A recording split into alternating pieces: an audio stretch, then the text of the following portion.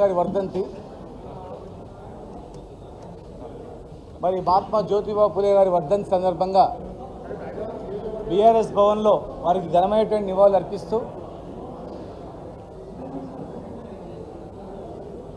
వందల సంవత్సరాల క్రితం పీడిత వర్గాలకు ఒక రిజర్వేషన్ ఉంటేనే ఈ జాతులు బాగుపడతాయి, అట్టడుగు వర్గాల వాళ్ళకు రిజర్వేషన్ కల్పించాలనే నెపంతో ఆ మహానుభావుడు ఆ రోజు ఒక్కడు ఆలోచించి ఈ వర్గాలకు రిజర్వేషన్ ఎట్లా కల్పించాలి, ఈ పీడిత వర్గాలు దోపిడీ నుంచి ఎట్లా అరికట్టాలి ఆలోచన చేసి కేవలం విద్య ఉద్యోగాల్లో రిజర్వేషన్ కల్పించినప్పుడు మాత్రమే వీళ్ళు ఎదుగుతారని చెప్పి మరి ఆనాడు సాహు మహారాజ్ రాజ్యంలో రిజర్వేషన్ ప్రారంభించి మరి ఈరోజు మా ప్రభుత్వంలో అట్టడుగు వర్గాల వాళ్ళకు కూడా మరి చట్టసభలో రిజర్వేషన్ కావాలని చెప్పి తీర్మానం చేసి పార్లమెంట్కి పంపడం జరిగింది. అదేవిధంగా మార్కెట్ యార్డ్లలో మరి ఎమ్మెల్సీలలో అనేక రంగాల్లో కూడా ఈ వర్గాలకు రాజకీయ పరంగా అవకాశం కల్పించడం జరిగింది. మహాత్మా జ్యోతిబా పేరు మీద స్కాలర్షిప్ కూడా ఇవ్వడం జరిగింది.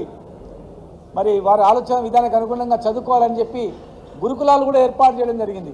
ప్రతి మండలానికి ఒక గురుకులం ఏర్పాటు చేయాలి, చదువుకోవాలి, ఆర్థికంగా బలపడాలని చెప్పి మరి మహాత్మా జ్యోతిబా ఫులే ఆశయాలకు అనుగుణంగానే ఈ 10 సంవత్సరాలు మేము ఆలోచించి ఈ 10 సంవత్సరాల కాలంలో ఎన్నో మార్పులు కూడా గౌరవ ముఖ్యమంత్రి కేసీఆర్ గారి హయాంలో బడుగు బలహీన వర్గాల వాళ్లకు ఆర్థికంగా ఎదగడానికి ఎన్నో రకాలుగా సహాయపడడం జరిగింది.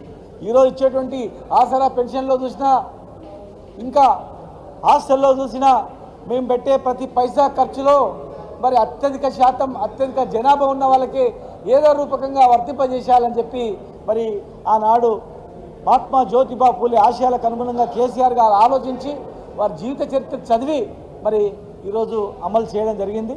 మరి ఆ మహానుభావుల ఆశయాలకు అనుగుణంగా చేయాలి. ఈరోజు కొత్తగా ఏర్పడిన ప్రభుత్వం ఈ వర్గాలకు ఇంకా ఎన్నో చేస్తామని చెప్పినందుకు వాళ్ళ అధికారంలో తీసుకొచ్చింది. కానీ ఇప్పటివరకు కూడా గ్యారంటీలు అమలు కాలేదు. మరి మహాత్మా జ్యోతిబా ఫులే హాస్టల్లో కానీ స్కాలర్షిప్స్ కానీ ఏ రకంగా మీరు చూస్తూ ఉన్నారు. కనుక ఎవరైతే ఫులే గారిని విస్మరిస్తారో మరి వాళ్లకు పుట్టగతులు ఉండవు.